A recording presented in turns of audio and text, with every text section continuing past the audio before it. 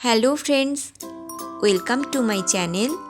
আজকে আমি পাটালি গুড় দিয়ে তৈরি করেছি গাজরের পায়েস। এই পায়েসটা খেতে কিন্তু খুব টেস্টি হয়। তাহলে রান্নাটা শুরু করি। প্রথমে আমি হাফ লিটার দুধ ঘন করে বয়েল করে নিলাম।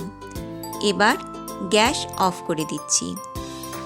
এখানে আমি দুটো গাজর নিয়েছি, ওজনে 250 গ্রাম মতন হবে।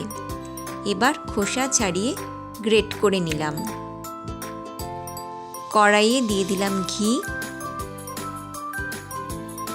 ঘি গরম হলে গ্যাসের ফ্লেমটা লোতে রেখে কয়েকটা কাজু বাদাম আর কিশমিশকে হালকা করে ভেজে নিলাম। এবার এগুলোকে একটা বাটিতে উঠিয়ে নিলাম।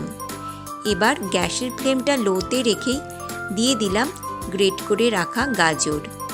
এবার এগুলোকে বেশ কিছুক্ষণ নাড়াচাড়া করে যাব। এই সময় কিন্তু অনবরত নাড়তে হবে, লক্ষ্য রাখতে হবে নিচে যাতে লেগে না যায়।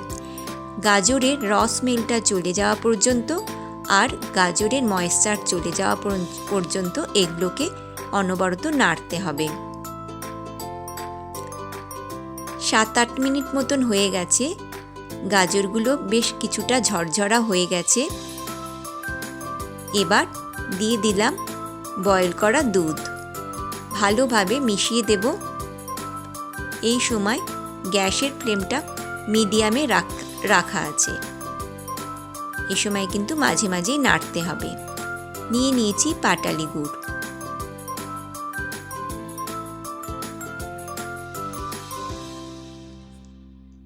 ছ 7 মিনিট মতন হয়ে গেছে।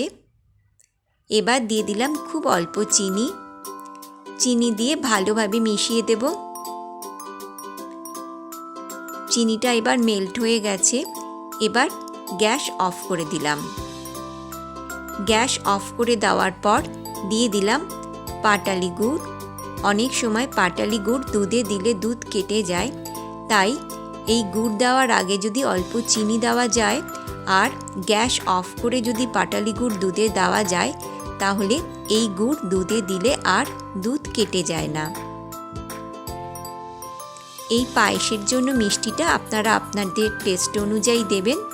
তাছাড়া লাল গাজরের একটা নিজস্ব সুইটনেসই আছে। গুড়টা ভালো মেল্ট হয়ে গেছে। এই গুড়ের এত সুন্দর ফ্লেভার, সেই জন্য আমি আর ইলাইচি পাউডার দিলাম না। এবার আবার গ্যাসটা অন করে দিলাম। এবার ভেজে রাখা ড্রাই ফ্রুটসগুলো দিয়ে দিলাম। মিশিয়ে দেব। এবার 2 মিনিট মতন হয়ে গেছে। এটা ঠান্ডা হলে অনেক ঘন গাঢ় হয়ে যাবে, তাই এখনই গ্যাস অফ করে দিলাম। রেডি হয়ে গেছে পাটালি গুড় দিয়ে গাজরের পায়েস। আজকের এই রেসিপিটা যদি ভালো লাগে তাহলে অবশ্যই সাবস্ক্রাইব, লাইক আর কমেন্ট করবেন। ধন্যবাদ।